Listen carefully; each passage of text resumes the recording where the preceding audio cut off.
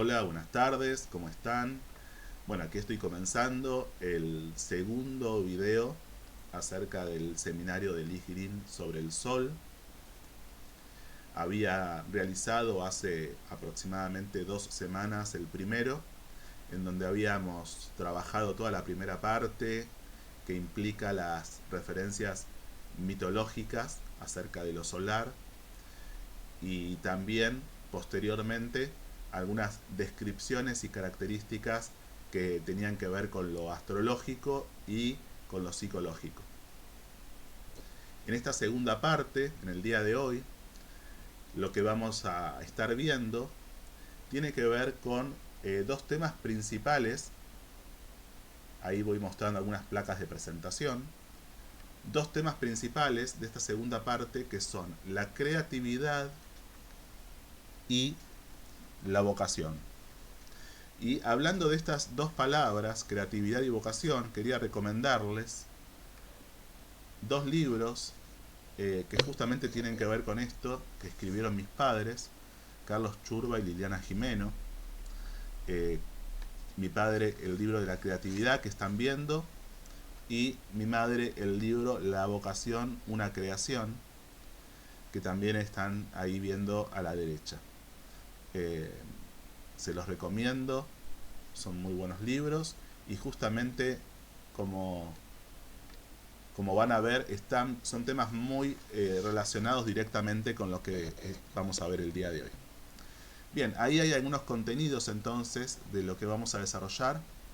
Eh, Uno de los focos principales, por eso subrayé la palabra, tiene que ver con el juego, la importancia del juego para poder expresar lo creativo, y no solamente asociado a los niños, sino en general, ¿sí? A los adultos también, sobre todo, que muchas veces perdemos la capacidad de lúdica, ¿no? La capacidad de jugar. Bien, esto es algo que vamos a ir viendo con qué tiene que ver, cuáles son las diferentes dimensiones de lo que implica lo lúdico, cuáles son las cosas que potencian esto, cuáles son aquellas otras que lo bloquean o que lo dificultan. Eh, y en ese sentido me parece un gran aporte de la autora, de Liz Green, para poder conectarnos con aquello que implica lo que sentimos como importante, como aquello que nos representa y aquello que nos permite potenciar eh, nuestra solaridad, justamente, ¿no? Es el tema del seminario. Bueno, vamos a empezar con algunos puntos y algunas imágenes asociadas a esos ítems de lo que vamos a ver hoy. Comienza hablando del tema justamente de la creatividad, de cómo vive cada persona lo creativo.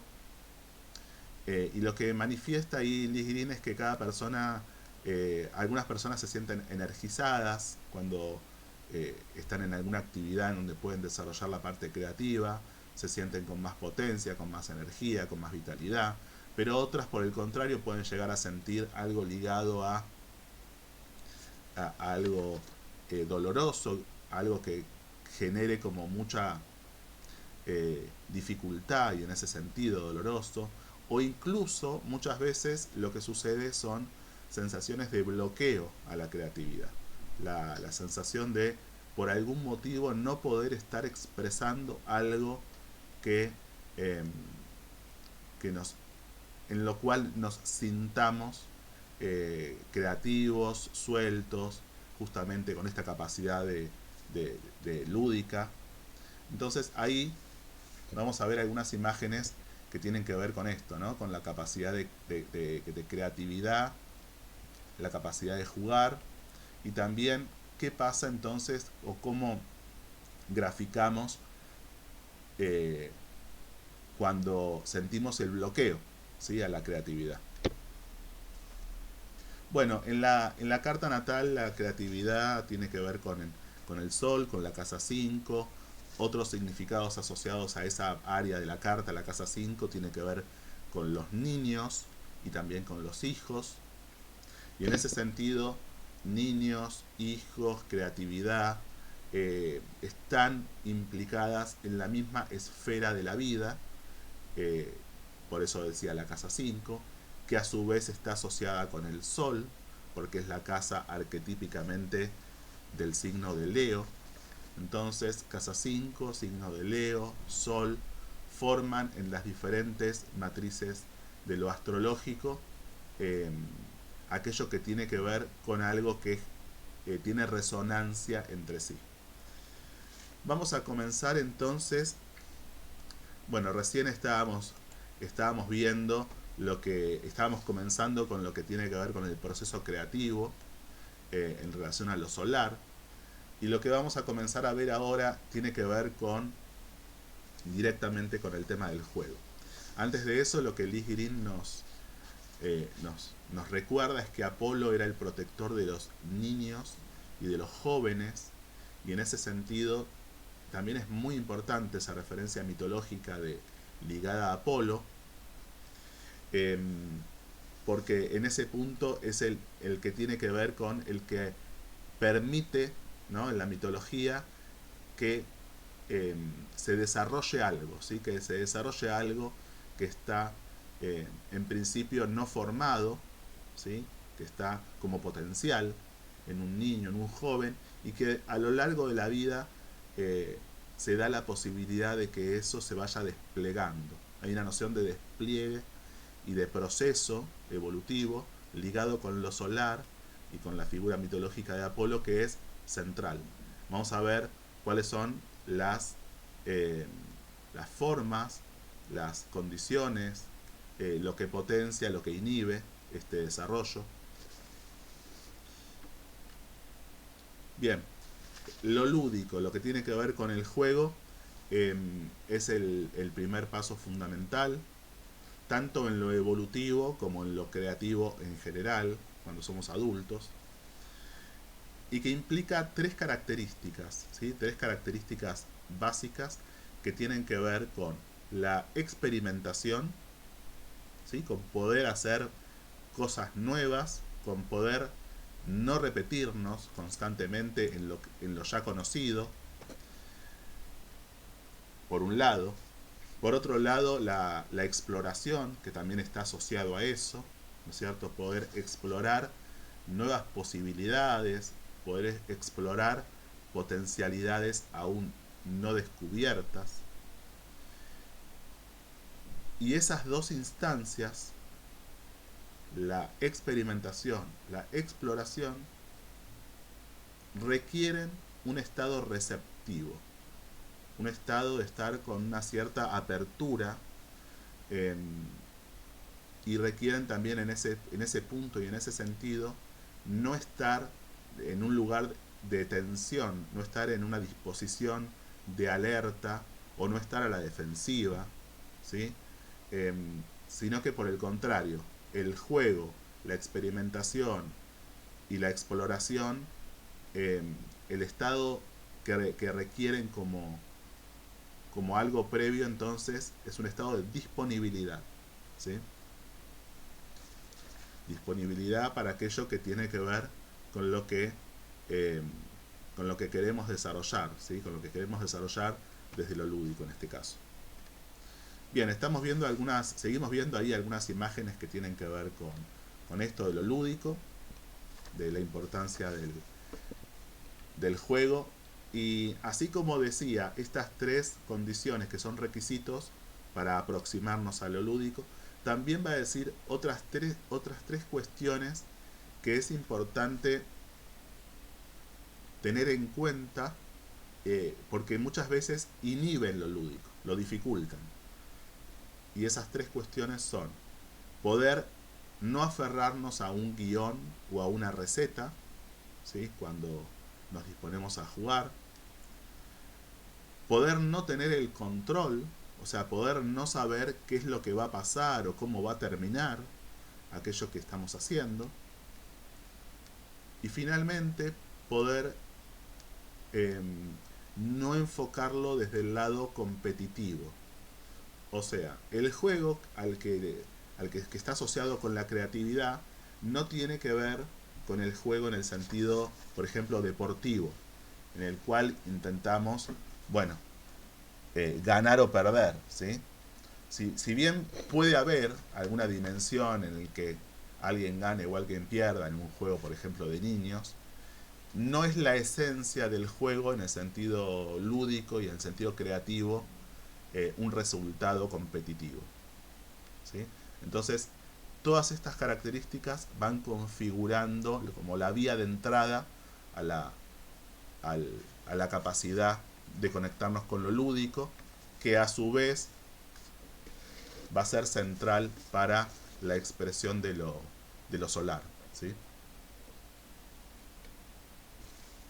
Un ejemplo que pone Liz Green ahí en el seminario es que si por ejemplo vamos a jugar a cocinar, no vamos a buscar una receta, ¿sí? No vamos a buscar un guión predeterminado, un guión rígido que nos diga cómo tenemos que hacer las cosas, sino que por el contrario vamos a estar probando, ¿sí? Vamos a estar explorando posibilidades acerca de cómo cocinar, cómo mezclar los ingredientes, vamos a divertirnos en el proceso, ¿sí?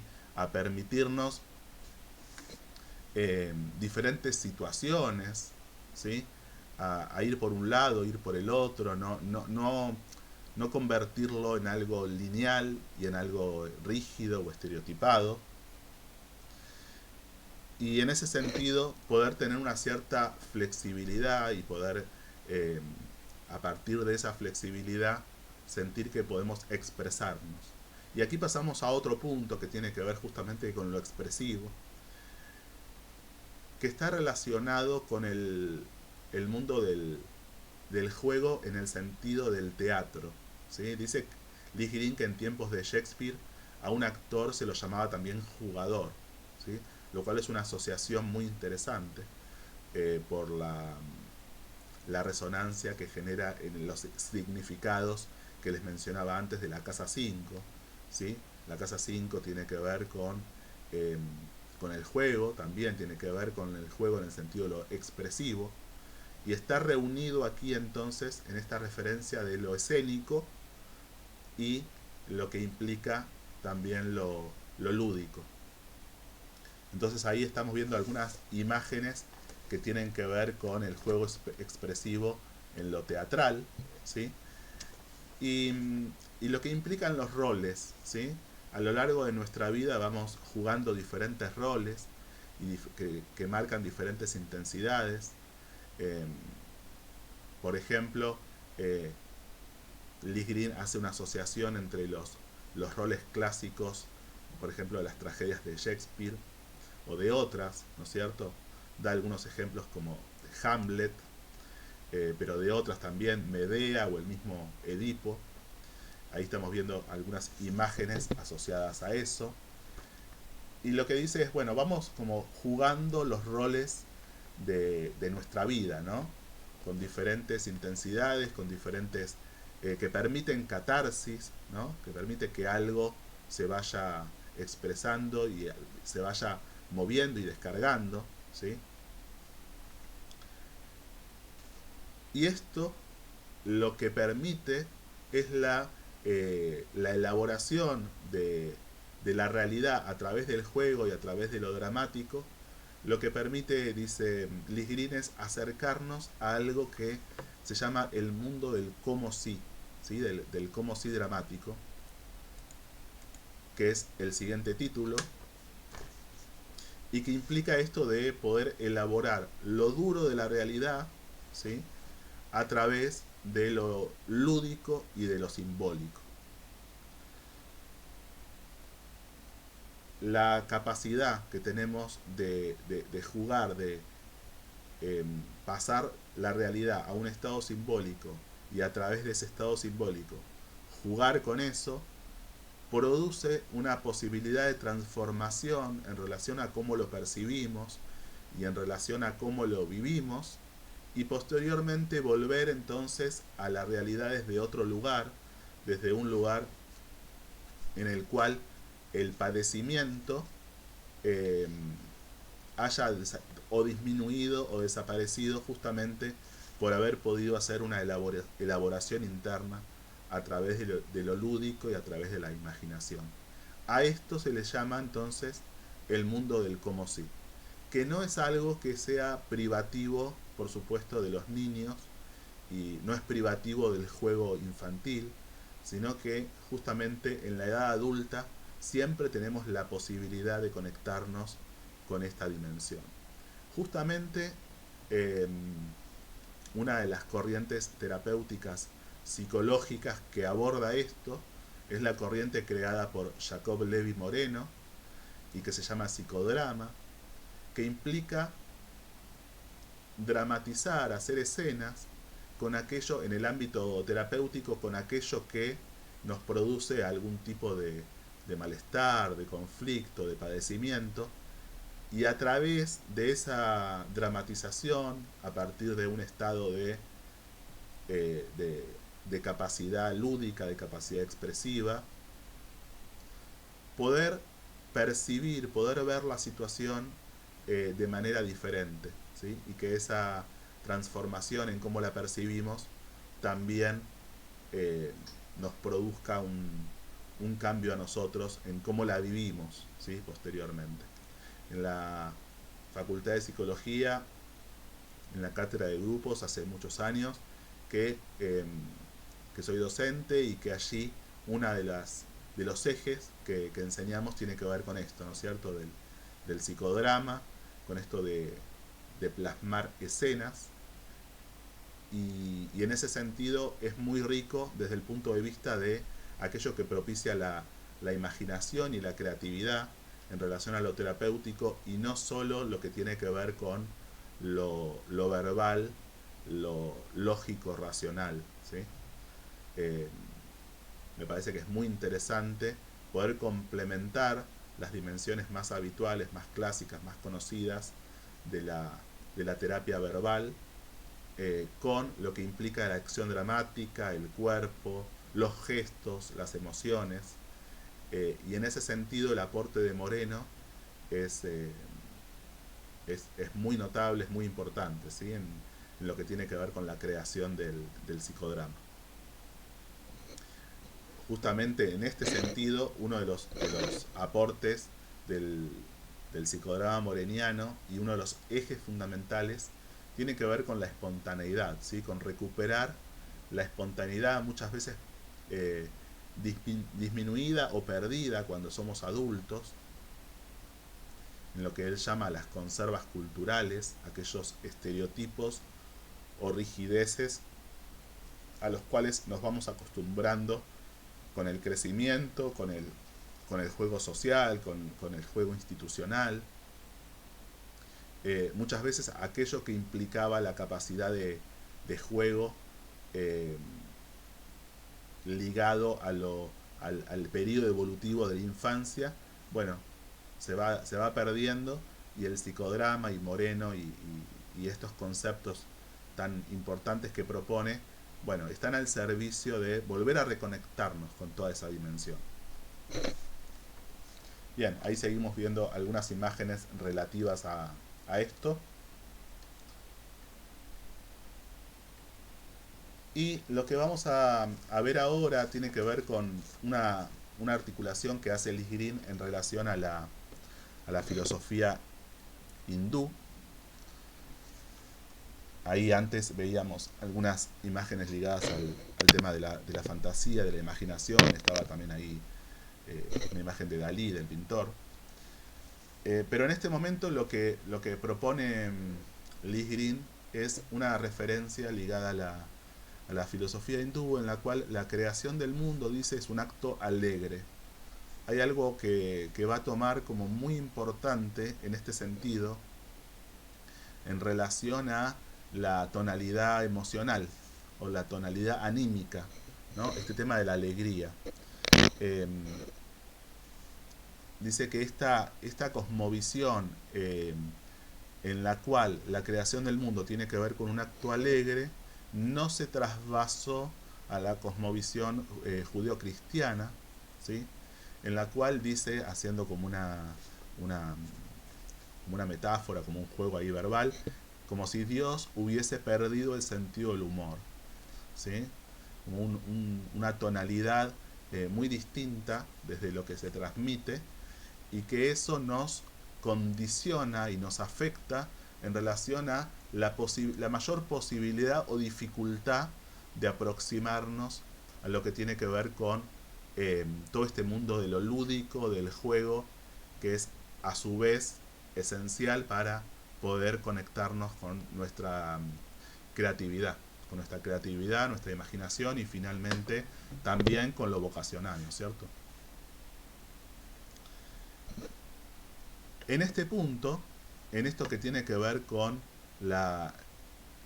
el tono de alegría que nos propicie un estado distinto, el punto al cual se va a referir Liz Green tiene que ver con la confianza, en relación a la mayor posibilidad o dificultad en expresarnos, ¿no? La confianza en la expresión.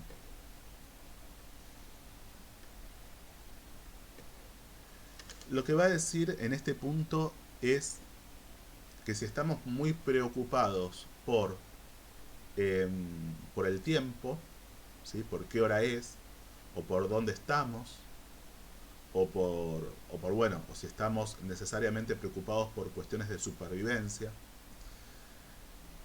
no vamos a poder conectarnos con el estado de confianza necesario para acceder a lo lúdico, ¿sí? A lo que tiene que ver con un estado de juego.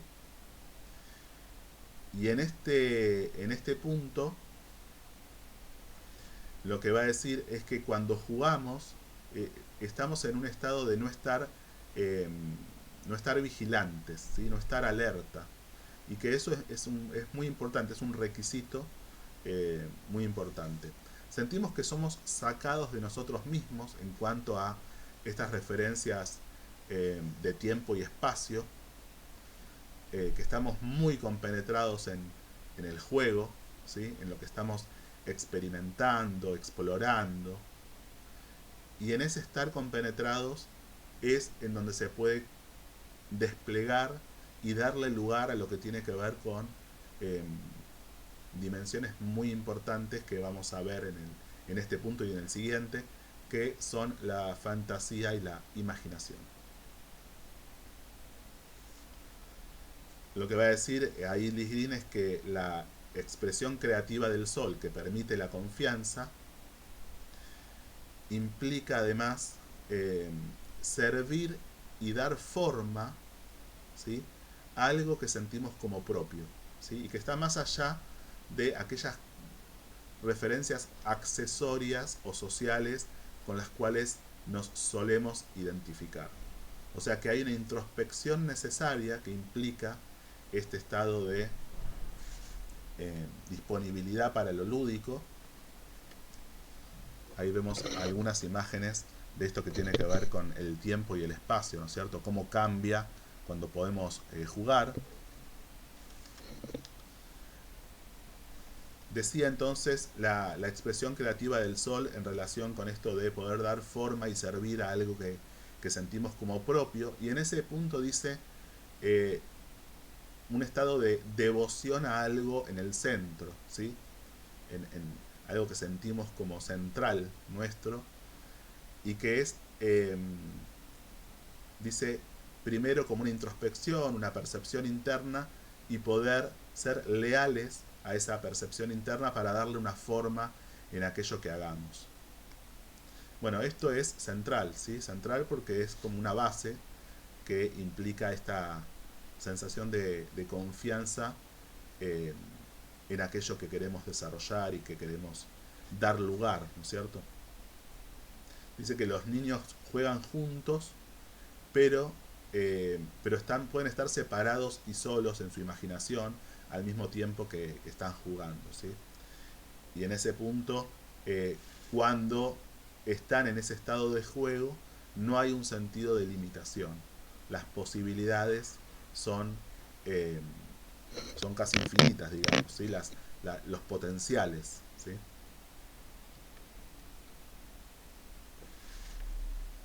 Bien, ahí seguimos viendo algunas imágenes relacionadas con esto. Y hay algo que tiene que ver entonces ligado a esta posibilidad de disponernos para lo lúdico que implica el ego, el egoísmo, ¿sí? En general es una palabra que tiene una acepción negativa, pero Liz Green le va a dar otra connotación, ¿sí? A la palabra egoísmo, que es este punto que estamos viendo ahora.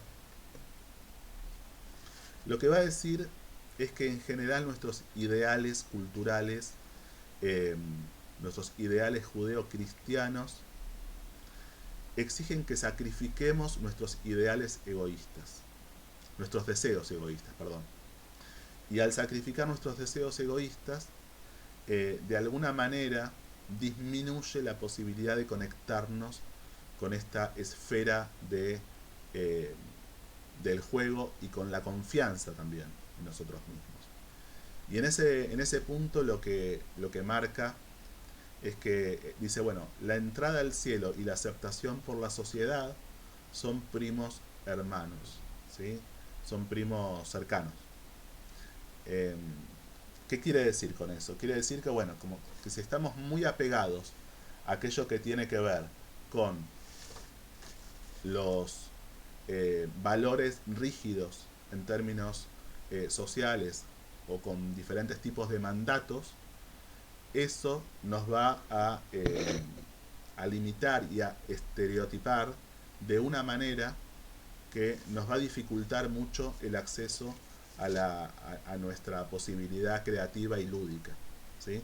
Ahí vemos algunas imágenes que tienen que ver con esto. Dice que la palabra egoísta en general es usada como un garrote, ¿sí? En el sentido del control del otro. Cuando el otro no hace lo que uno quiere, bueno, es como sancionado como egoísta. Y en ese sentido, hay una placa que es una referencia textual de Liz Green, dice que es en ese sentido, ¿no? Dice, la palabra egoísta es regularmente usada en familias para obligar a un niño o un esposo o esposa, podríamos decir, a hacer lo que queremos que ellos hagan o ser lo que queremos que ellos sean. También es usado en el contexto sociopolítico para combinarnos a, entre comillas, hacer el bien. En la edad adulta todavía reaccionamos con culpa y miedo cuando el botón del egoísmo, entre comillas, es activado. Bien, o sea que lo que estamos viendo aquí es las diferentes connotaciones y consecuencias que tienen a veces las palabras que transmiten determinados mensajes, que transmiten determinados mandatos, lo que inhiben y lo que potencian, ¿no es cierto? En este caso, bueno, la utilización de la palabra egoísta. Hay como una uniformidad a veces en lo social que dificulta la expresión eh, de lo individual creativo, ¿sí? De la expresión creativa del sol. Y en este sentido pasamos al próximo punto,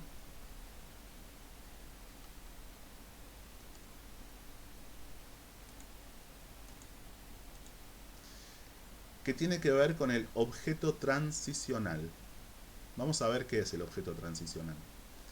Ahí lo que están viendo es la portada del libro de Winnicott, un psicoanalista inglés, un libro muy conocido que se llama Realidad y Juego, y que en el cual desarrolla todo este tema tan importante del objeto transicional.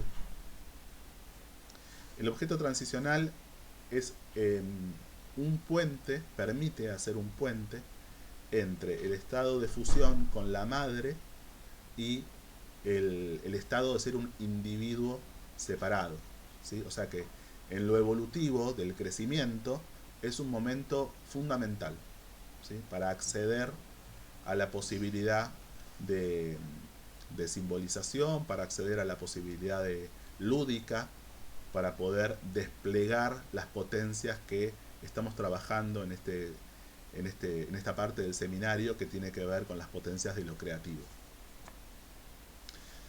Dice Winnicott que el mundo imaginal, el mundo de imaginación que permite el objeto transicional, permite enfrentarnos de una mejor manera a la realidad y nos permite lo que tiene que ver con recrear lo que se nos presenta como la realidad, poder recrearla y poder simbolizarla y poder apropiarnos de una manera distinta de aquello que se nos presenta de una manera determinada como la realidad. Y en esa apropiación se produce la posibilidad de lo lúdico y lo creativo. Los ritos, dice Lee Green, que tienen que ver con el objeto transicional, implican no solamente a los niños, ahí estamos viendo a Winnicott, implican no solamente a los niños, sino que a lo largo de la edad adulta, en todos los momentos de la vida, hay diferentes objetos transicionales a los cuales a veces nos aferramos sabiéndolo o no, ¿sí? Ahí estamos viendo algunas imágenes que tienen que ver con esto de la importancia del objeto transicional en cuanto a situaciones que impliquen la imaginación, la inventiva, la fantasía.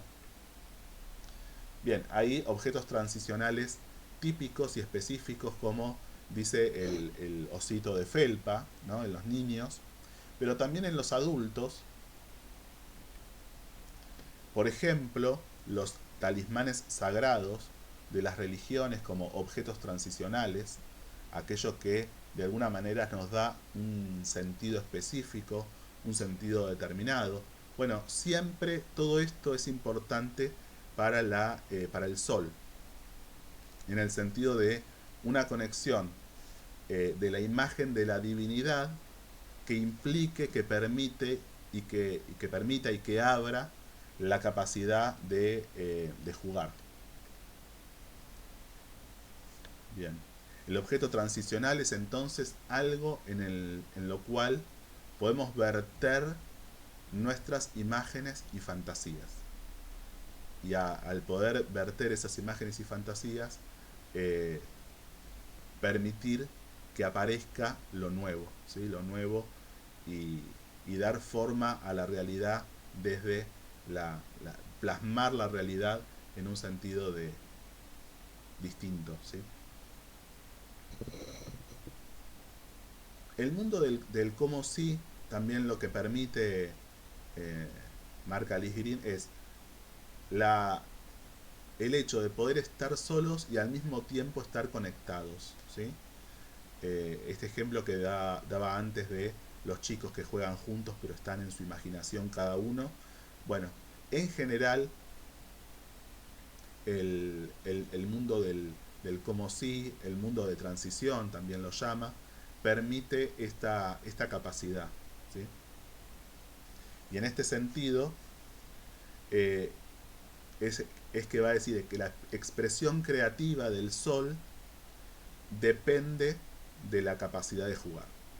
Si no podemos jugar, lo que va a aparecer es un estado de lo que mencionábamos al principio, un estado de bloqueo, un estado de frustración, un estado de estar muy apegados o muy dependientes de la realidad física, del tiempo y del espacio conocidos, habituales, de los deberes y de los mandatos, que sentimos que nos estructuran por un lado, pero que al mismo tiempo nos limitan y si cubren todo el espacio de nuestra realidad, nos agobian también, ¿sí?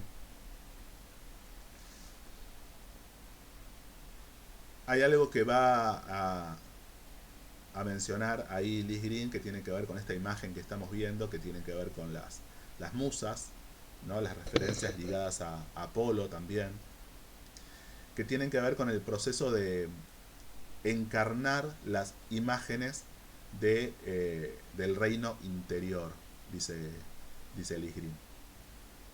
O sea que en este sentido el objeto transicional, el mundo transicional, opera a través de estas figuras, digamos, que permiten la creación. En términos de otro autor, de Jung, esto tiene que ver con lo que él llama anima y animus, ¿sí? que implica, ¿no?, aquello que nos inspira la creación, ya sea desde la imaginación, ya sea incluso también desde el pensamiento, desde la inspiración, desde el pensamiento. Ahí Lisgrim hace esa diferenciación en cuanto al ánima, está más del lado de la imaginación, y el animus de la inspiración de las ideas. Ahí vemos la imagen de Jung.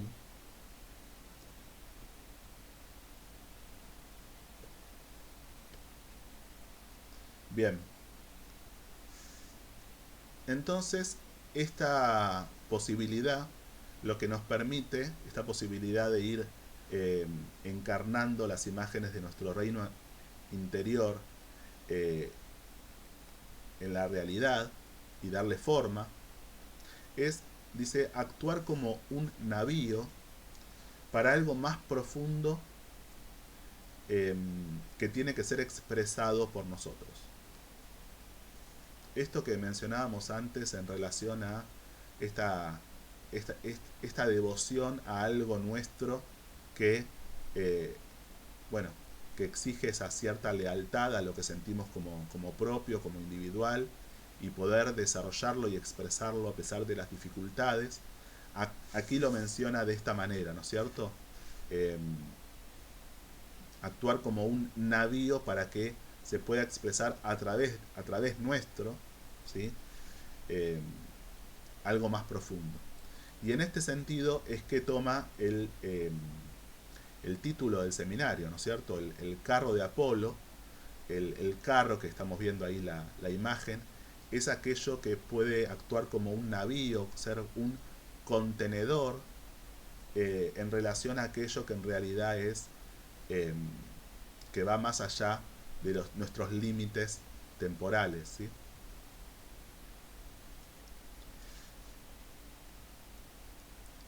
¿Cuáles son las condiciones para que esto se pueda producir?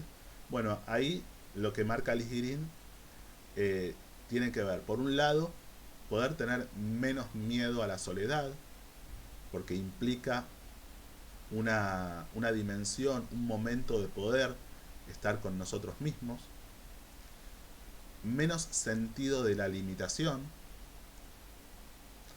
en este punto mayor confianza, que es lo que veíamos antes, y también un menor control del ego. Menor control del ego quiere decir aquí esto de no saber exactamente cómo se va a desarrollar y cómo va a terminar lo que estamos haciendo, sino estar en este estado de disponibilidad, de apertura, de receptividad, ¿sí?, a lo que se va desenvolviendo. Poder estar atentos a aquello que emerge como posibilidad, como sorpresa, ¿sí?, como ideas. Bien, ahí seguimos viendo entonces algunas imágenes que tienen que ver con esto, con esto del carro de Apolo y aquello que da la posibilidad entonces para actuar como un navío y como un contenedor de algo que es más, que sentimos como más profundo, como nuestro, como propio, y que le podemos dar lugar, ¿sí?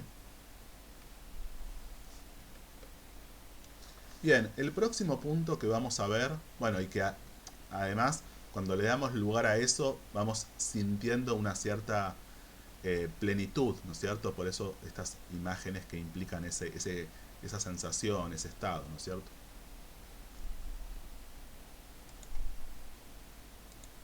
Bien, el próximo punto se llama, tiene que ver con el ciclo del sol, que implica momentos de luz y de oscuridad.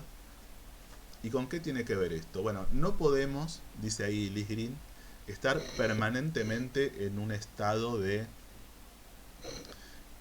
creación, ¿sí? No podemos estar todo el tiempo en el estado, estar ahí arriba en el punto de la potencia de la creación, sino que hay necesarios momentos, de alguna manera, de recuperar fuerzas, de recuperar energías. eh, Hace la asociación o pone el ejemplo de la depresión postparto, pero no solamente para el parto de, de, de, de un bebé, sino para el parto de cualquier obra creativa. Hay un momento de un estado anímico un poco más bajo, que es necesario y que tiene que ver con, eh, que está relacionado con lo cíclico del sol. Nosotros no vivimos el sol real, no lo vivimos, no lo vemos permanentemente, sino que lo vivimos dentro de un ciclo, ¿sí? De luz y oscuridad. Entonces, con lo que implica lo creativo, hay algo ahí muy, muy similar. Bien, ahí vemos algunas imágenes que tienen que ver con eso. Y en ese punto lo que va, una asociación que va a ser Liz Green, es que el miedo a la muerte, cuando nosotros podemos conectarnos con lo creativo, hay una sensación de, cuando podemos estar en conectados con ese lugar de transición que hablábamos antes, hay una sensación de casi como de inmortalidad. Y en este punto lo que marca Liz Green es que en realidad el miedo a la muerte tiene que ver con el miedo a la vida, muchas veces. Es el miedo a la intensidad, ¿sí? de a todo lo que sentimos cuando nos conectamos con el lugar de lo creativo.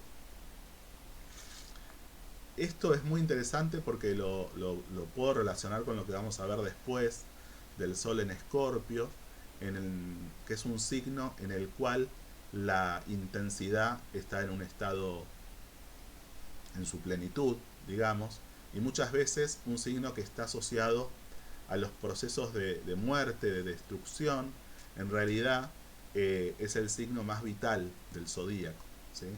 Muchas veces Escorpio es, cuando en una reunión, por ejemplo, alguien dice soy de Escorpio, hay como eh, como que los demás dicen como algo así, eh, una reacción, ¿no es cierto? Como que algo pasa con eso, y en realidad lo que vamos a ver, me estoy adelantando un poco porque lo vamos a ver en unos minutos, es que Escorpio está muy conectado con la transformación de la vida, con la intensidad de la vida. Y en ese punto, la riqueza que nos produce es, pone en juego o interpela esa intensidad las formas estables a las que estamos acostumbrados, ¿sí? Nosotros como humanos, como mamíferos, necesitamos una continuidad, una estabilidad que el momento escorpiano del zodíaco, eh, lo, que, lo que muestra es, bueno, lo que está detrás de eso, ¿no? Lo que está detrás de las formas, que es la energía en movimiento, la energía en transformación. Bien, esto está relacionado con esto que estábamos viendo recién del el ciclo de luz y oscuridad. Y el siguiente punto tiene que ver con bueno, conexión con el lugar de transición, ya lo mencionábamos antes. Y el siguiente punto tiene que ver con el enamoramiento. Bien, el enamoramiento es muy importante para lo solar en el sentido de que tenemos una sensación de potencia cuando nos enamoramos, obviamente. Tenemos una sensación que tiene que ver con reinventarnos, con recrearnos. Vemos todo con una mayor amplitud, y en ese sentido el enamoramiento también está asociado a la esfera que hablaba al principio de todo, a la esfera de la casa 5, los momentos en los cuales nos sentimos con esa plenitud del enamoramiento. Liz Green ahí lo relaciona con el arte, con una obra de arte, y también con que en esos momentos somos más conscientes de nuestros potenciales y de nuestros sueños. O sea que el enamoramiento de alguna manera también nos resulta o nos impacta como, de alguna manera, como un despertador en cuanto a cosas que habitualmente en lo cotidiano, en la vida cotidiana, no percibimos de nosotros mismos y nos permiten activar algo. Y el último punto tiene que ver con la vocación. La vocación tiene que ver con una llamada que está relacionada con algo en principio interior. Nos sentimos convocados por algo que nos estimula, y al sentirnos, esa llamada interior no tiene que ver, dice Liz Green, con una expectativa, ni con una expectativa familiar, ni con una expectativa de la sociedad, o sea, nada que sea un mandato externo, sino con una percepción de algo que tiene que ver con lo que nos identifica y lo que nos potencia, y nos trae esta sensación de significado, de propósito, de objetivos. Y en este punto lo que va a decir Liz Green, terminando esta segunda parte del seminario, es que la vocación se puede relacionar y se puede rastrear con las características del sol, ¿sí? En la carta natal, con las características del sol, tanto por signo como por casa, y con las relaciones con otros planetas, ¿sí? Que se llama aspectos en astrología. O sea, la situación del sol en la carta está muy vinculada con pistas que tienen que ver con lo vocacional, con aspectos y con dimensiones que están directamente relacionados con lo vocacional. Bien, vamos a pasar entonces a la última parte de este video, que como les adelantaba, tiene que ver con la elección del sol en Escorpio que hice, y la elección también de 3 actrices a través de las cuales vamos a ver algunos comentarios y referencias breves de algunas películas en las cuales participaron.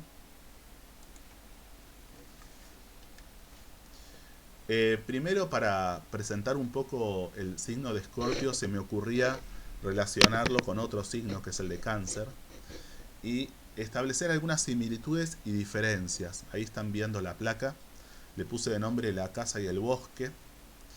Los dos signos son signos de agua, o sea, son signos que tienen que ver con todo lo que implica la dimensión de lo emocional, de lo que tiene que ver con lo inconsciente también, pero son signos en otro punto, en otro sentido muy distintos, y esto es lo que plasmé ahí en la placa.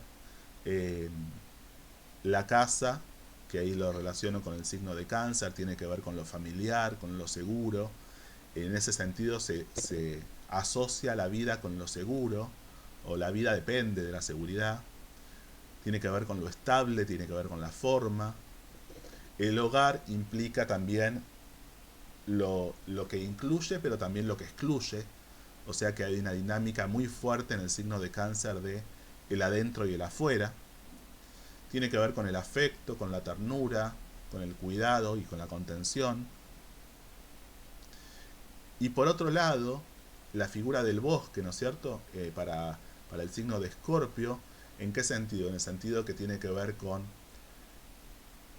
lo inconsciente, con lo que implica un misterio, con todo aquello en lo cual la vida no está separada de lo que llamamos muerte, sino que permanentemente se están implicando. Eso es muy importante para el signo de Escorpio. Desafía la lógica del signo de Escorpio, desafía la visión polarizada de la vida y la muerte como dos puntos excluyentes, sino que por el contrario muestra su mutua implicación permanente. Es uno de los ejes que vamos a trabajar ahora en lo próximo que veamos. Todo lo que implica la transformación, en principio nos resulta lo extraño, lo desconocido, por eso es lo inconsciente. Tiene que ver con la sexualidad, con todos los procesos de fusión, y lo que nos permite aquello que tiene que ver con la catarsis. Lo veíamos antes en el sentido de cuando veíamos el tema del psicodrama, la importancia de la catarsis. Y en este sentido tiene que ver con la potencia de la liberación. ¿Sí? La potencia de la liberación en el sentido de lo catártico y aquello que estaba contenido, que estaba retenido, bueno, puede expresarse desde lo catártico.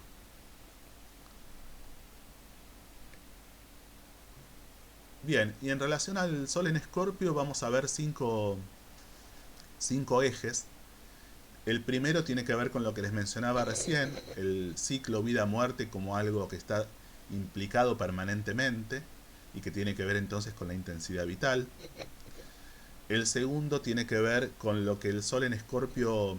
El Sol siempre lo que hace es mostrar, expresar, exponer aquello con lo que se implique.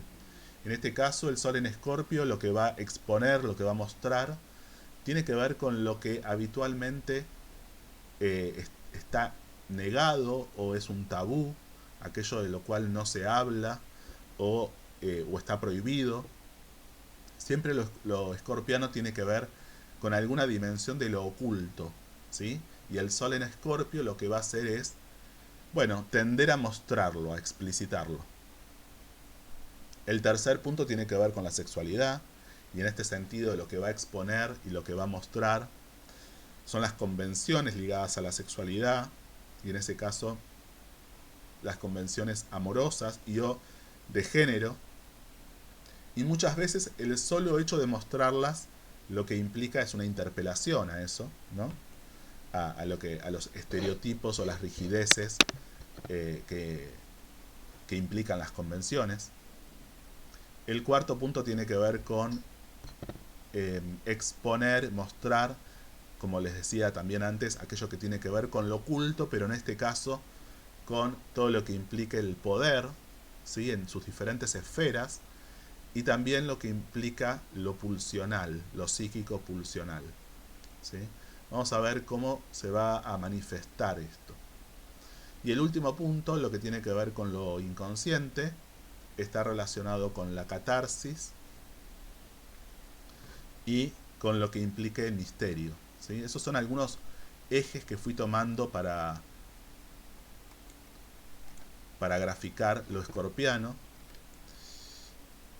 Ahí, antes de pasar a estos puntos, quedó en esta zona de las imágenes una referencia al viaje del héroe y al libro de Joseph Campbell, para aquellos a quienes les interese lo que tiene que ver con el significado arquetípico de lo solar.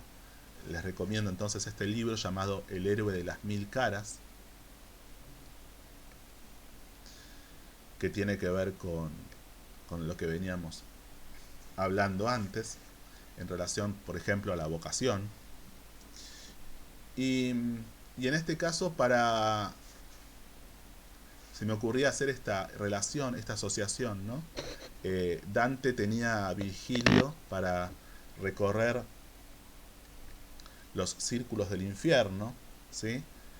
Entonces, ¿quiénes nos van a ayudar a nosotros a recorrer las oscuridades y las intensidades de Escorpio? Bueno, ahí tenemos, en lugar de Virgilio, tenemos a estas tres actrices que elegí. Las tres tienen Sol en Escorpio: Julia Roberts, Demi Moore y Judy Foster. Ahí tenemos también la mirada escorpiana, que suele ser asociada con la intensidad y con la profundidad. Y lo que vamos a ver en estos 5 puntos que les mencionaba antes, estos 5 ejes, son diferentes películas que van a tener que ver con cada uno de ellos.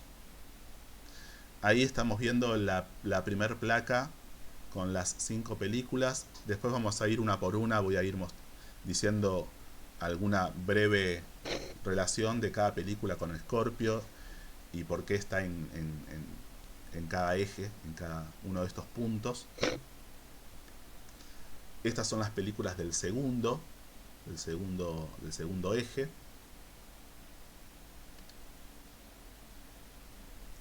Estas son las del tercero.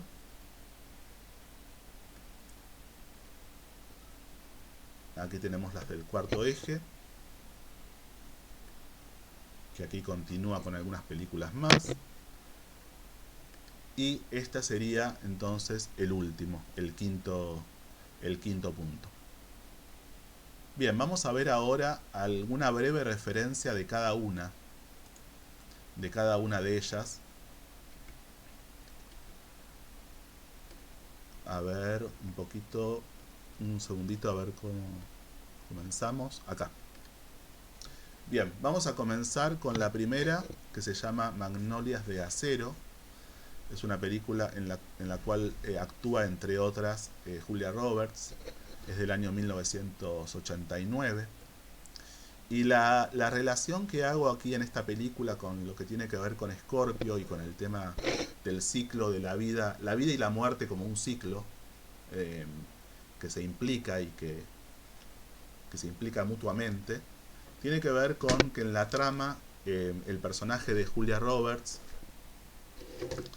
es una mujer que recién se había casado, una joven mujer con una enfermedad, con diabetes, a la cual le recomiendan no tener hijos, pero que al mismo tiempo, o sea, a pesar de esa recomendación, elige tener un hijo.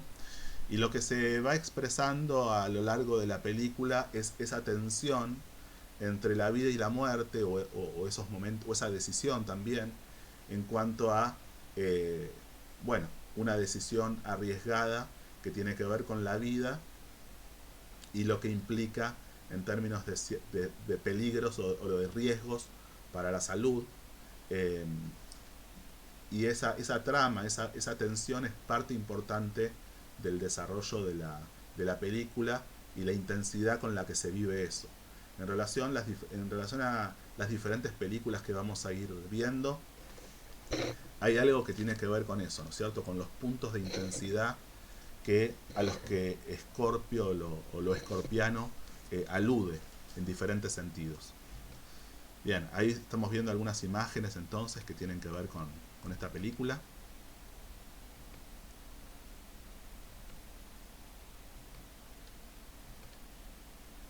Vamos a pasar a la siguiente. Esta película en español se llama Quédate a mi lado. Es del año 1998. Y la protagoniza Julia Roberts y Susan Sarandon, ¿no?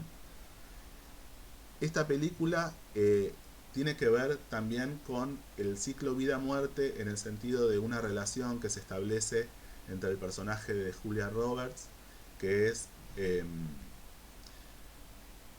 la novia, digamos, una relación de pareja en la cual los hijos de su novio, bueno, el personaje de Susan Sarandon es la madre de los hijos de su novio. Y la película va girando, va transcurriendo en la relación entre ellas dos. El personaje de Susan Sarandon tiene una enfermedad terminal.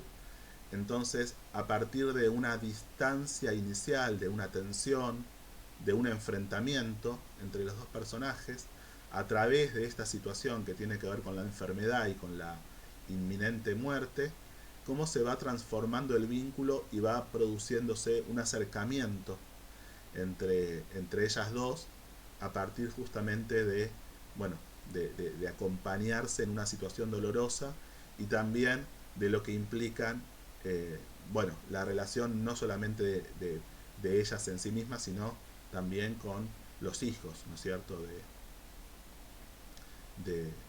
del personaje de Susan Sarandon y la relación con ellos que va teniendo también el personaje de Julia Roberts. En ese sentido también aparece esta dimensión de, bueno, la intensidad a través de la vida y la muerte, ¿no es cierto? Ahí vemos algunas imágenes más. Y pasamos ahí a la siguiente película que se llama Línea Mortal, en español, del año 1990. Aquí es un grupo de estudiantes de medicina que hace como algunos experimentos en relación a la vida y la muerte. Hacen un experimento que tiene que ver con estar unos minutos eh, en estado de muerte, digamos, y volver a la vida. Y todo lo que genera esto, ¿no? Todas las situaciones de tensión y de situaciones de rememorar momentos de la vida de cada uno. Son momentos muy en donde cada uno se va enfrentando con su pasado, con sus miedos, con sus acciones. Y en este punto de la vida y la muerte también hay una transformación que va viviendo cada uno de los personajes. Ahí estamos viendo algunas imágenes. Bueno, algunas de las imágenes transmiten directamente el clima, ¿no es cierto? La tonalidad de intensidad emocional que podemos ver en lo escorpiano. Bien, la siguiente película se llama Todo por Amor en español. En inglés es Dying Young, que sería como Muriendo Joven, del año 1991. En este caso el personaje de Julia Roberts es una enfermera que cuida a un paciente que está enfermo de leucemia, al cual también es un paciente, en este caso terminal, como en la película Quédate a mi lado. La relación que se establece entre ellos, hay una relación de creciente intimidad, implicación emocional, incluso enamoramiento, sabiendo al mismo tiempo que bueno, que no tienen mucho tiempo de vida la relación por la situación de la enfermedad terminal. Todo lo que implica, bueno, emocionalmente eso. Muchas veces Scorpio está ligado a acompañar y sostener situaciones de gran intensidad emocional.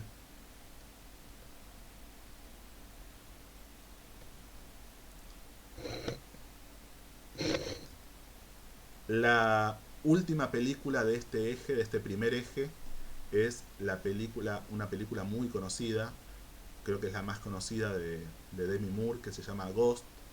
La sombra del amor es el subtítulo. También tiene que ver con esto de el amor y la muerte, como en la película anterior, en el sentido de a partir de el asesinato de él, del personaje masculino, hay una situación que tiene que ver con una vuelta. De alguna manera este personaje que fallece sigue estando presente, no físicamente, sino desde otro plano, ¿sí? Pero el recurso de la película es mostrarlo, que ve todo lo que va pasando posteriormente a su muerte, y toda la carga emocional que implica el intento de reconexión, de reencuentro desde ese otro plano, ¿sí? Todo lo que va pasando en relación a estos estados de vida y muerte, y de la emoción que implica la necesidad de comunicación, y también de velar o descubrir la trama del asesinato, del crimen del cual fue objeto él.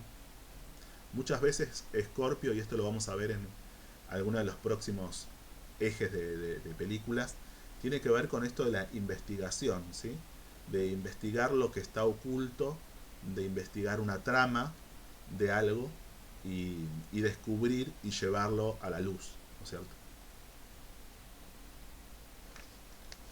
Bien, vamos a seguir con la próxima.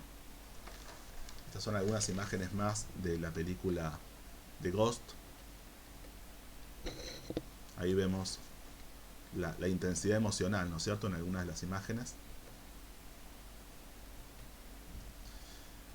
Bien, y comenzamos entonces con las películas del segundo eje. Esta película se llama Si estas paredes hablasen, en español sería el título, es del año 1996, actúa Demi Moore, y el tema que tiene que ver con esta película, bueno, este eje tiene que ver, habíamos dicho, con el tema de los tabúes, ¿sí? Con el tema de lo negado, de lo prohibido, de lo que aquello de lo cual genera situaciones de conflicto o temas de los cuales no suelen hablarse. En este caso, esta película tiene que ver con toda la temática del aborto. Son tres mujeres que van contando sus experiencias con el tema del aborto en diferentes momentos históricos, 1952, 1974 y 1996 son los años en los cuales transcurre esta película. Creo que es una miniserie en particular, que son como diferentes capítulos. Y lo que van haciendo es mostrar la opinión también popular sobre el tema del aborto en diferentes momentos históricos, ¿no es cierto? Todo lo que genera, ¿no es cierto?, este tema. Bien, ahí vemos algunas imágenes relacionadas con esto.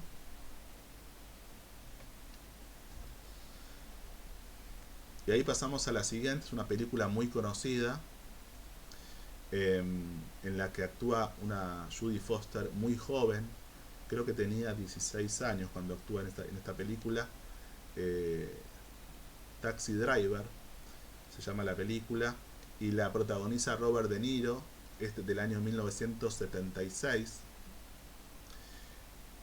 Y se trata de un taxista que, bueno, en lo que tiene que ver con el personaje de Judy Foster, la rescata del mundo de la prostitución, de alguna manera, tiene un rol protector,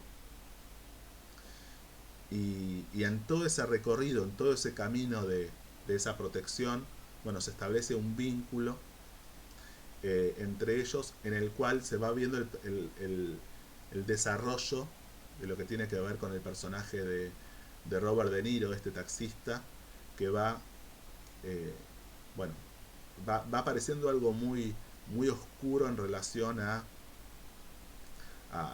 su modo al clima en el cual va transcurriendo la película, que lo va llevando como a situaciones de, bueno, de cierta violencia, ¿no es cierto? Tiene como una transformación el personaje que implica una determinación y una violencia creciente, y que se puede relacionar con la intensidad escorpiana, además de mostrar todo el mundo de la prostitución, de la trata de personas, que también es algo que implica lo negado, lo oculto, lo que a veces la sociedad no quiere ver, o de alguna manera funciona como parte de los tabúes, ¿no es cierto?, de la sociedad. Ahí estamos viendo algunas imágenes. Es una película muy premiada, Taxi Driver. Bien, la siguiente película se llama Acusados, también con Judy Foster. Es una película de 1988, en el cual lo que se investiga es una historia, está hecha sobre una historia real de una violación, y lo que implica todo el recorrido de la investigación de esa historia. Y también aparecen los prejuicios y los tabúes de la sociedad en cuanto a la mujer, en este caso, en relación a la culpabilización de la que es objeto la misma víctima al principio del proceso de investigación, y la transformación y la fortaleza que necesita también ir recuperando la víctima para poder enfrentar toda esa maquinaria, digamos, de prejuicios, de tabúes de la sociedad, ¿no?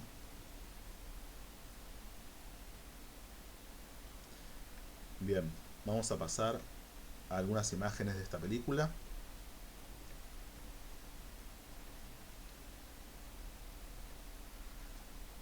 Y ahí pasamos a la siguiente, se llama La familia Jones, o ahí en inglés The Jones, o Joneses, y es del año 2009.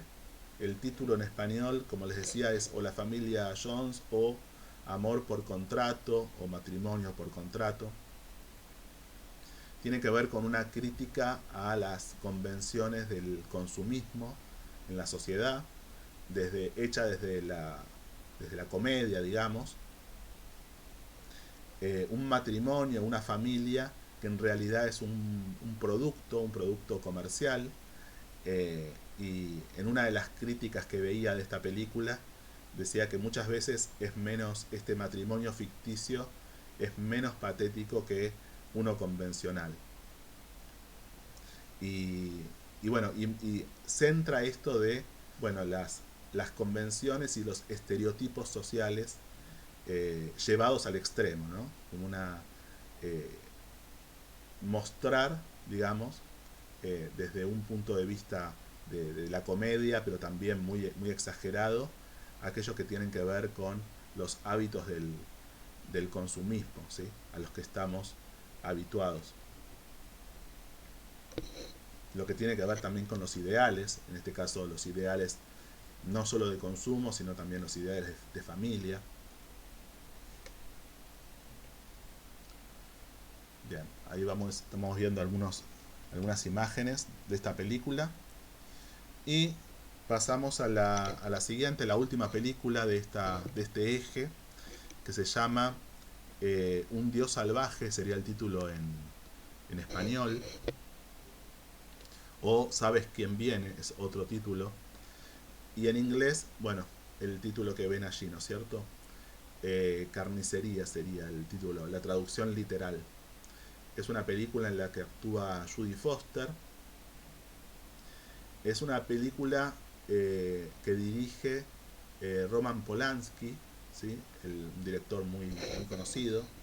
Y es una sátira de los también, ¿no? De los convencionalismos sociales, de las hipocresías, de cómo una situación en la película lo que aparece es una reunión de dos parejas de padres que se encuentran para hablar de una pelea entre sus hijos y cómo una situación que comienza muy de un encuentro como más bien formal, muy civilizado, etcétera, va derivando en situaciones muy tragicómicas que van mostrando como la parte más visceral de cada uno eh, y que produce este efecto que les decía recién, ¿no? De lo tragicómico.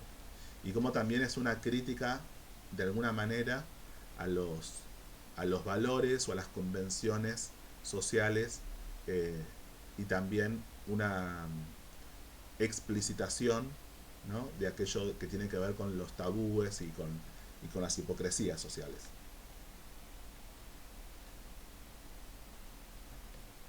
Bien, ahí vamos viendo algunas imágenes.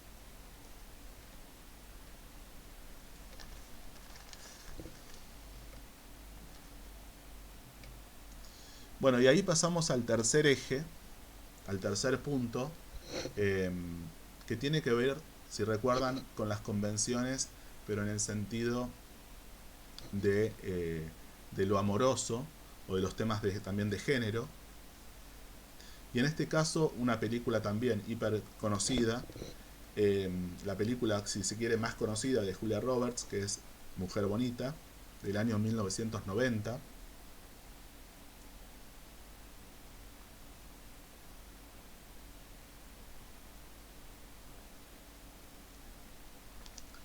Lo que es muy interesante de esta película, aparte del contenido en sí mismo, son las reacciones en general a la película, ¿no? Hay reacciones de mucha emocionalidad, de mucha crítica exacerbada ya sea desde el punto de vista eh, moral como desde el punto de vista intelectual. ¿Sí? Hay como zonas de críticas muy fuertes desde diferentes aspectos, pero que lo que de alguna manera tienen en común es su parte eh, estereotipada en la crítica, o sea, aquello que suelen eh, criticar de la película, de alguna manera terminan recayendo esas mismas críticas, ¿no? La película lo que muestra es como una...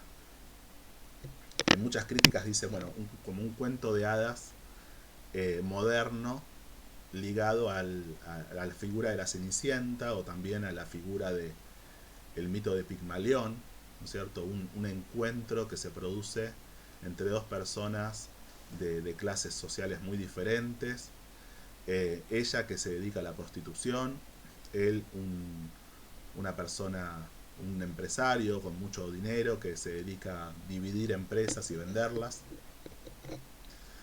Y esta referencia al mito de Pigmalión tiene que ver con la transformación que van sucediendo en el encuentro entre ellos y en la relación, y al cuento de la Cenicienta por la, la vivencia de ella, ¿no es cierto?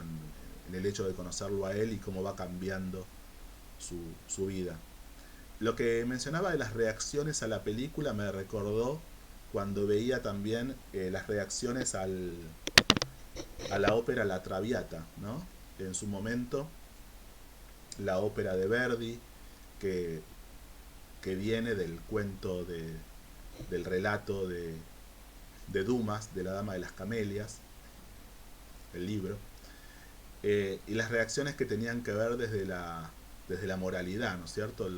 Poner como eh, un protagonista a una mujer que es cortesana o prostituta, cómo genera reacciones fuertes y viscerales, y en ese sentido, eh, bueno, salvando las distancias de estas obras, veía como una analogía, una similitud, ¿no es cierto? Como eh, la sorpresa, la indignación que produce poner de alguna manera una referencia positiva en un personaje femenino que expresa más lo venusino que lo lunar, ¿sí? Eh, y en ese sentido lo relaciono también con todo este tema de a veces de los tabúes en relación a la sociedad, y puntualmente a las convenciones también en este caso de género, ¿no? Bien, ahí estamos viendo algunas imágenes.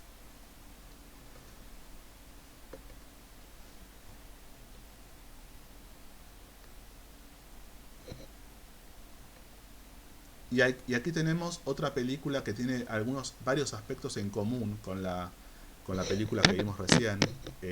Esta se llama Propuesta Indecente, del año 1993, con Demi Moore. Lo que explicita la película es la relación entre dinero, sexualidad, relaciones, deseo, parte de la trama de una pareja con problemas económicos que conoce a un millonario y una propuesta que le hace el millonario de pasar una noche con ella a cambio de dinero. Esto que aparece así planteado de manera eh, tan simple, tan breve y tan esquemática, bueno, todo lo que va generando en el desarrollo de cada situación y de cada personaje, pero sobre todo el tema de la explicitación de las relaciones eh, entre dinero y pareja, y relaciones y la sexualidad, también es uno de los puntos que habitualmente o históricamente ha sido ha sido y es uno de los tabúes, ¿no es cierto?, en la sociedad. Bien, ahí vemos algunas de las imágenes de la película.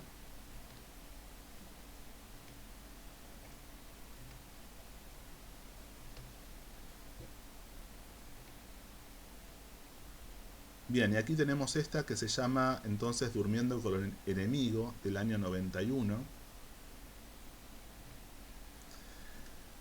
En este caso lo que transmite esta película tiene que ver con situaciones de pareja en donde hay maltrato, abuso psicológico, incluso abuso físico, tema de poder, temas de roles de género muy rígidos y muy esquemáticos y muy convencionales en cuanto a la mujer como el lugar de la sumisión, el hombre como en el lugar del poder o en el lugar de cierto dominio. Y en muchas películas lo que va a aparecer en esta y en muchas otras es una evolución del personaje en el sentido de muerte y renacimiento, ¿no? Que tiene que ver con el escorpiano. Esto de la figura del ave fénix, de renacer de las cenizas, es es muy gráfico en esta película en relación a que ella misma, el personaje de Julia Roberts, simula su propia muerte para cambiar de vida. Ahí vemos algunas imágenes, bueno, de la tensión inicial de la relación, del maltrato, del abuso, de la obsesión.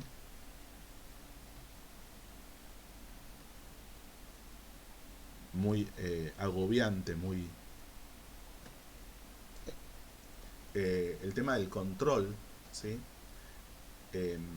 Escorpio es una energía que tiene que ver con, como mencionaba en algún momento antes, con aquello que tiene que ver con la liberación de energía, eh, aquello que implica una transformación y una extrema vitalidad, por eso tiene que ver con la vida, pero esa extrema vitalidad a veces en lo psicológico nos perturba y lo que intentamos es lo contrario de la vitalidad, que es el control, es la retención, la dimensión de tratar de tener todo bajo dominio.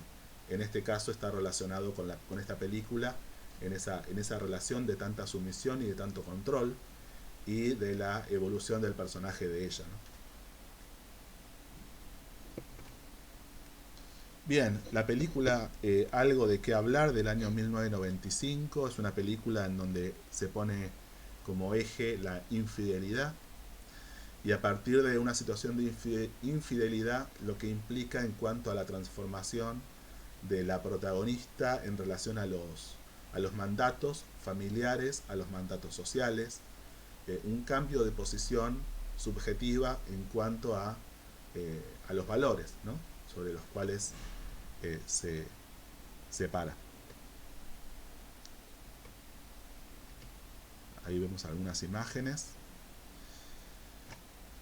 Y esta película, que se llama La letra escarlata del año 1995, con Demi Moore, también tiene que ver, o sea, no con la infidelidad, o sí, con el adulterio, pero en el siglo XVII,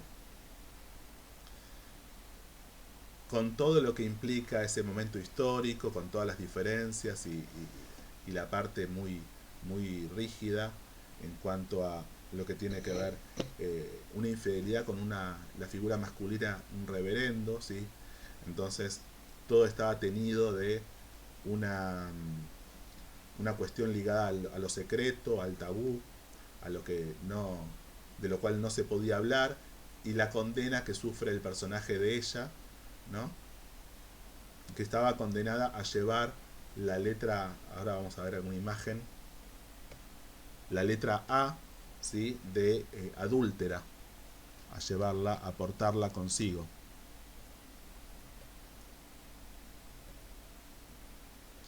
Bien, por eso la letra escarlata es el nombre de la película.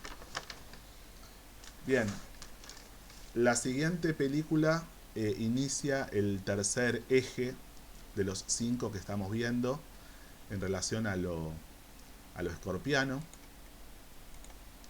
Pero antes de esa película vamos a ver una situación que tiene que ver con una tapa de una revista de Demi Moore del año 91, en la cual en la portada aparece ella embarazada mostrando el embarazo, la revista Vanity Fair, y esto lo incluyo porque tiene que ver también con los tabúes y con las convenciones de género que repercuten en la sociedad y que en este caso tienen que ver con esto de la mujer y del embarazo, que muchas veces es vivido de una manera, está el mandato de que sea vivido como una manera oculta, y lo que produce como reacción el hecho de mostrarlo, ¿no? De mostrar el simple hecho de mostrar un embarazo, fue muy polémico en su momento, ¿sí? Quería incluir eso, que no es una película, pero es una situación que me parece que es bastante gráfico de lo que estamos viendo. Bien, este eje tiene que ver con las situaciones que implican al poder y que implican a lo pulsional, que implican las investigaciones que tienen que ver con el poder a veces. Y esta película se llama El Informe Pelícano, del año 93, con Julia Roberts y Denzel Washington.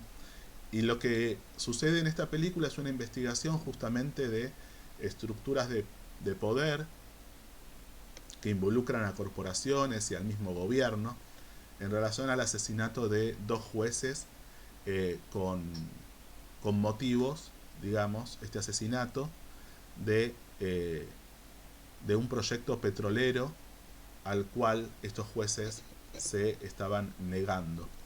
Entonces el personaje de Julia Roberts investiga lo que tiene que ver, hace una teoría que tiene que ver con esos asesinatos, la entrega, la hace llegar al FBI, y a partir de eso comienza una persecución bastante fuerte hacia ella por esa investigación, ¿no? Ahí vemos algunas fotos que tienen que ver justamente con momentos de la investigación, ¿no? A los que muchas veces es tan afín lo escorpiano, esto de investigar y sacar a la luz, ¿no?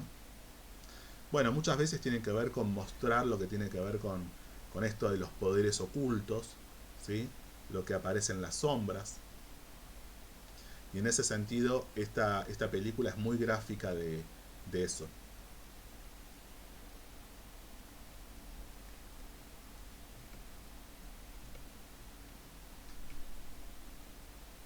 Bien, aquí vemos otra película llamada Catch Fire, del año 1990, en donde actúa Judy Foster. Ella es una artista en la película, una artista conceptual que es testigo de un asesinato ejecutado por un mafioso, y a partir de eso la persecución que se le hace a ella en relación a esto, el hecho de ser testigo, y cómo ella incluso tiene que huir de el lugar de protección a testigos que tenía, porque había también una persona ligada a este mafioso infiltrada en la misma policía, ¿no? Esto del oscuro del poder, de los entramados de poder, y cómo a partir de esas situaciones ella huye y conoce en su vida y posteriormente a un asesino a sueldo que se interesa en ella y en su propia vida, ¿no?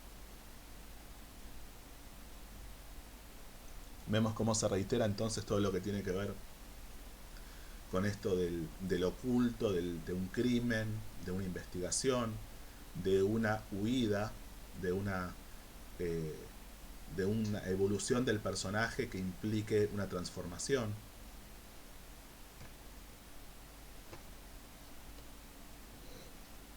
Bien, ahí vemos algunas imágenes bastante descriptivas de lo que veníamos diciendo. Y la siguiente película se llama Teoría Conspirativa, del año 1997, con Julia Roberts y Mel Gibson. Él es un taxista que tiene muchas teorías conspirativas, que se las cuenta a ella, que hace el rol de abogada, y a partir de esta obsesión de las teorías conspirativas se da la situación de que son objeto de una persecución, ¿sí? Como si de alguna manera se confirmara esas teorías conspirativas y cómo a lo largo de la película, bueno, se va dando como esa evolución de tener que huir de situaciones riesgosas y de persecuciones, ¿no es cierto? Hay algo muy interesante en esta película, que el personaje de Julia Roberts inicialmente iba a ser interpretado por Judy Foster, que había sido considerada para esta película, y cómo de alguna manera en esto que estamos viendo de Scorpio y de lo que implica los temas en cada personaje y en cada película, aparecen en esta situación puntual como si fuera intercambiable, ¿no? Como alguna energía ligada a lo escorpiano que se exprese ya sea desde una figura o desde otra.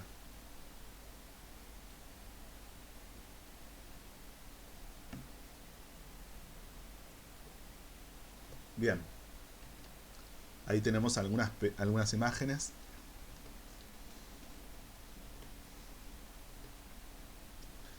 Esta película se llama Cuestión de Honor, en español, es del año 1992. Tiene que ver con una investigación en el ámbito militar a partir de un fallecimiento de un conscripto, y de las prácticas oscuras de las instituciones militares en relación a sanciones disciplinarias excesivas y en este caso asesinas también, una práctica llamada Código Rojo. El personaje de Demi Moore forma parte de la investigación eh, en relación a este crimen, y cómo de alguna manera se van develando todo lo que tiene que ver con las prácticas institucionales abusivas. También aparece el tema de la ética. Esta película, de hecho, la trabajé hace muchos años para una materia de la facultad, para ética. Eh,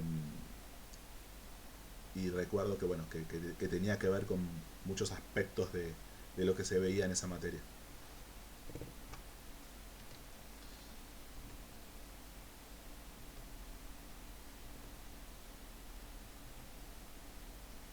Bien. Esta película que se llama, en español se llama Plan Oculto o El Plan Perfecto, del año 2006. Actúa Judy Foster. Se trata de un robo a un banco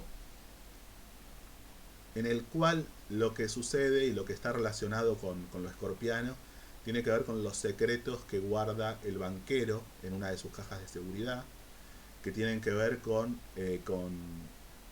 riquezas y con pruebas que muestran su implicación con los nazis, eh, y que de alguna manera lo exponen en eso, ¿no? En eso que le permitió fundar el banco tiene que ver con un secreto oscuro ligado al nazismo en la Guerra Mundial.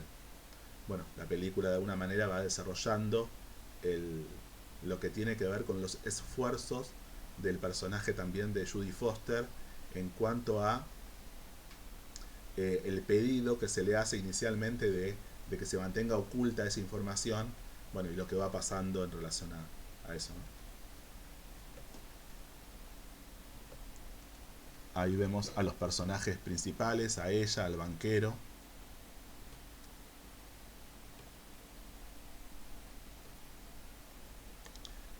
Bien, la película de Mauritanian es una película de este año, del 2021, y que tiene algunas similitudes con la película Cuestión de Honor que veíamos antes, en el sentido de que también es una investigación sobre prácticas abusivas, en este caso en Guantánamo, una persona que estuvo 14 años presa, sin un juicio, sin un proceso, y la investigación que se hace en relación a esa situación abusiva y lo que implica también en términos de lo que revela esa investigación.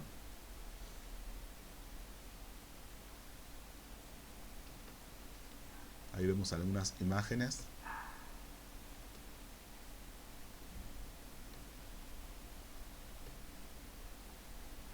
Bien, la película Acoso, con Demi Moore del año 1994, eh, es una película que lo que muestra son prácticas empresariales, intrigas empresariales de la industria informática, y cómo el tema del acoso sexual, aparece en este caso para encubrir eh, prácticas empresariales, en este caso también de fraude, ¿sí?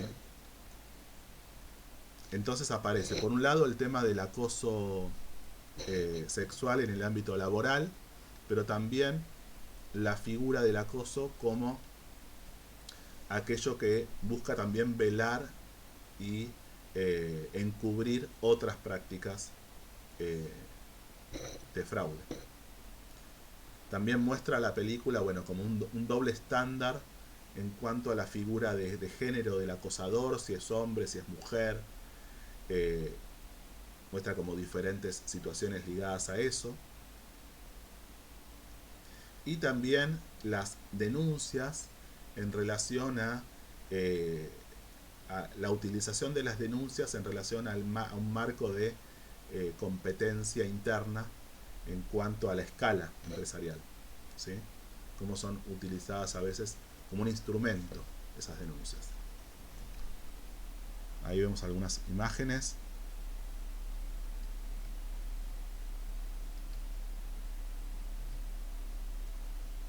Bien, y aquí tenemos del año 2000 la película Erin Brockovich de Julia Roberts. Se trata también de una película en la cual ella investiga una contaminación de agua en unas napas y cómo afecta eso a la salud de de todo un pueblo, y el esfuerzo que hace ella en llevar adelante la investigación, en hablar con la gente, con las víctimas de esa contaminación, y cómo enfrenta a la corporación que produce esa contaminación, ¿no? De alguna manera muestra entonces el esfuerzo que hace ella en investigar y en sacar a la luz esas prácticas oscuras, ¿no? Ahí vemos algunas imágenes.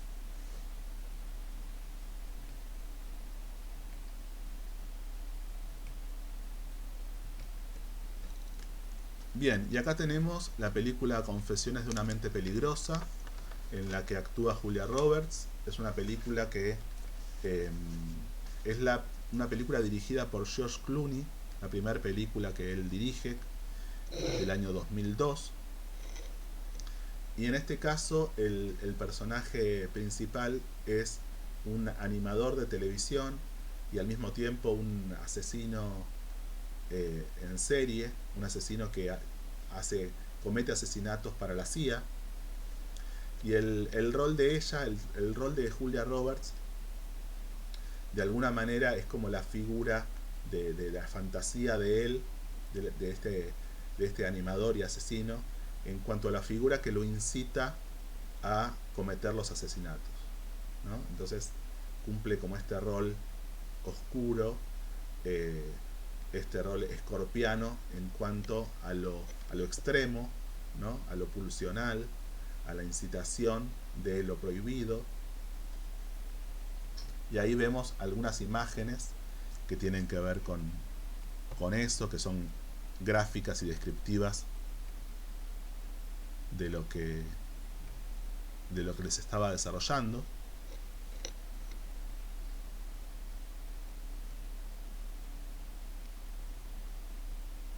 Bien, y aquí tenemos la película del 2009, Duplicity, también con Julia Roberts y con Cliff Owen, en el cual son dos personajes que son ex espías, ex agentes de la CIA, y que actualmente trabajan en empresas, en multinacionales, y de alguna manera están en competencia entre ellos para conseguir una fórmula que tiene que ver con eh, un producto que les va a hacer ganar millones a las empresas en donde trabajan. Y la trama de la película tiene que ver con, desde su rol de espías, bueno, ir tratando de conseguir como las ventajas o aquello que les permita conseguir sus objetivos, ¿no es cierto? Tiene que ver entonces con esto del espionaje industrial, de aquello que tiene que ver con investigar, con tratar de, a partir de lo oculto, conseguir algún beneficio. Y en ese sentido, bueno, la película tiene un tono un poco de comedia, pero con esos contenidos, ¿cierto?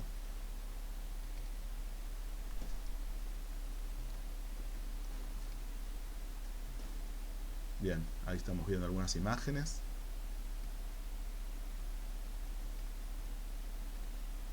El secreto de sus ojos, del año 2015,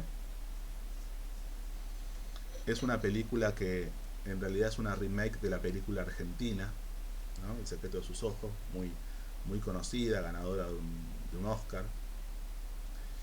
En este caso actúa Julia Roberts y es una investigación de un asesinato cometido 13 años antes. Se reabre la investigación y el rol de ella como investigadora, pero como madre de la asesinada también. Ahí vemos algunas imágenes, como aparecen ahí temas también ligados al poder, a lo pulsional, a un asesinato, a una investigación.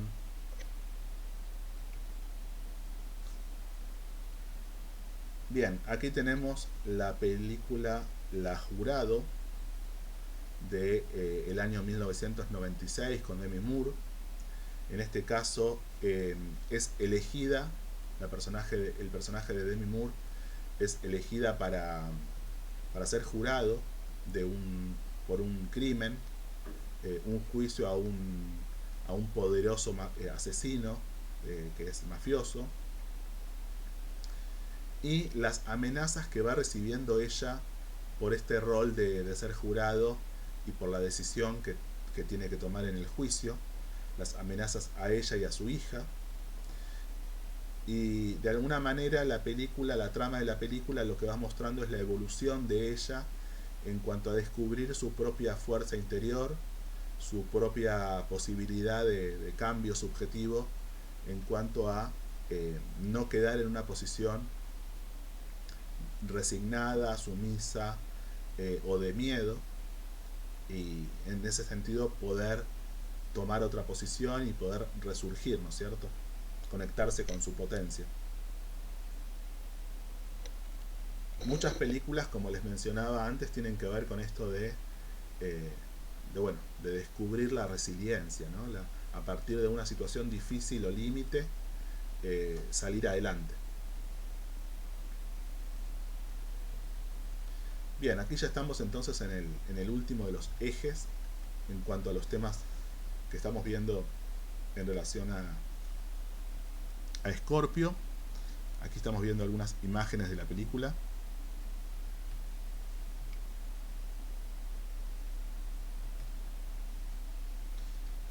Y aquí tenemos la película más conocida en la que actúa Judy Foster, El silencio de los inocentes, del año 1991, en la cual ella hace el rol de una detective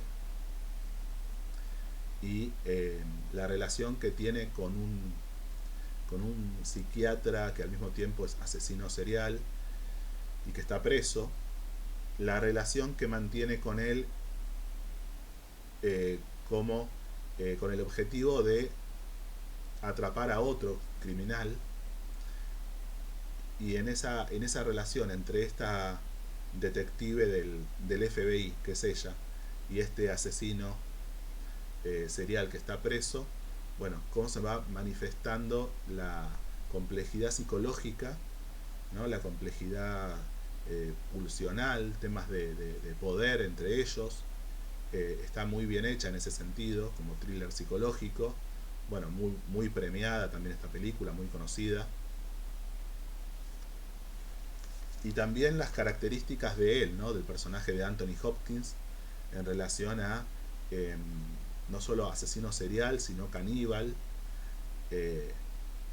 algo muy potente, muy arquetípico de las cualidades más intensas y figuras de la oscuridad, ¿no es cierto?, de los escorpianos. Y en ese sentido, como entre ella y él se va dando un juego muy complejo a nivel psíquico, a nivel de la relación, con el fin de descubrir al criminal que está eh, cometiendo crímenes en ese momento, ¿no? Y que tiene ciertas analogías o ciertos parecidos con el personaje de Anthony Hopkins. Ahí vemos algunas de las imágenes. Bueno, son bastante descriptivas las imágenes, ¿no?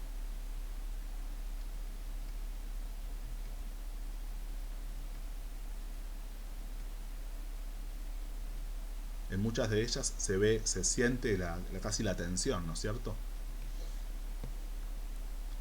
Bien, Mary Reilly, 1996, con Julia Roberts, es una película que tiene que ver con la figura de Dr. Jekyll y Mr. Hyde, esta dualidad entre la luz y la oscuridad, el rol de ella como una figura aparentemente inocente y frágil, pero que en realidad va mostrando también su fortaleza a lo largo de la película. Ella es la sirvienta del jefe, del Dr. Jekyll, y que el jefe, le pide que ella sea discreta con su nuevo y misterioso ayudante, que es el señor Hyde, en lo que tiene que ver con su nuevo experimento. Y de alguna manera tiene que ver con la figura que va investigando y va descubriendo la realidad, ¿no es cierto?, que está detrás de este experimento, y lo oscuro también ahí, ¿no?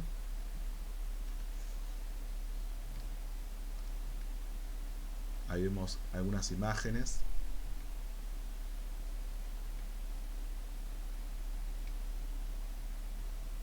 Bueno, esta imagen muy arquetípica, ¿no es cierto?, de lo escorpiano.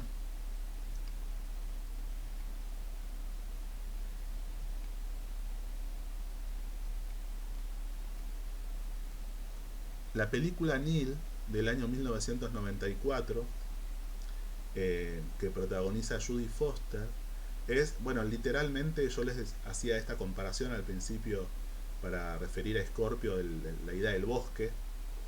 Esta película literalmente tiene que ver con una mujer que crece en el bosque sola, con la madre y la hermana habían fallecido, eh, o sea que crece sola en el bosque con los cadáveres, con las calaveras de la madre y la hermana, y el descubrimiento que hacen sobre ella, que la descubren, y se convierte como en un objeto de estudio en relación a cómo pudo sobrevivir tanto tiempo sola en el bosque, en contacto solamente con la naturaleza, y en ese proceso de investigación y de estudio cómo se va a revelando como la complejidad, ¿no es cierto?, psíquica en relación a esa experiencia, todo lo que implica, y en relación bueno, a toda esa parte más instintiva, más visceral de crecer en el bosque, y las dificultades en la comunicación, ¿no es cierto?, a partir de ese encuentro y de ese descubrimiento. Bueno, ahí vemos algunas imágenes.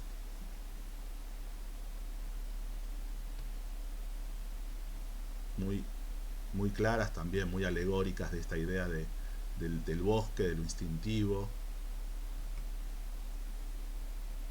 Ahí vemos ella en esta foto está con la calavera ahí sonriendo.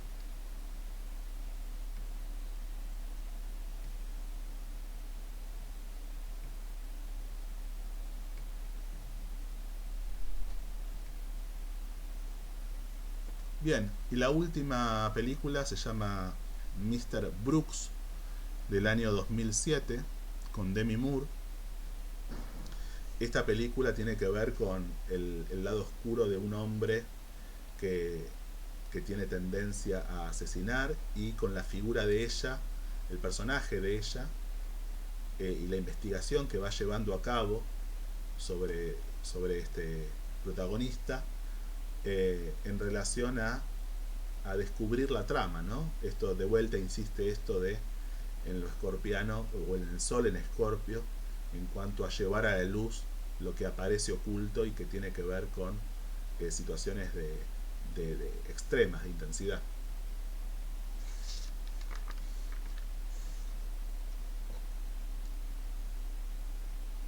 Bien, entonces lo que tenemos, vamos a repasar un poco.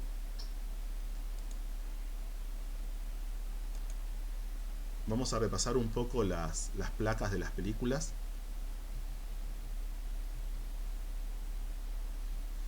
Aquí tenemos la primera. Recuerden que tenía que ver con el ciclo vida-muerte como un todo y que tiene que ver entonces con la intensidad vital. La segunda tiene que ver con exponer aquello que aparece como tabú, como prohibido, como negado, como convenciones también o hipocresías en lo social. La tercera, este mismo tema, pero ligado a la sexualidad y a las convenciones amorosas o de género. Este cuarto punto, que es en el que tiene más cantidad de películas, que tiene que ver con exponer lo oculto en relación al poder, en relación a investigaciones, en relación a lo pulsional.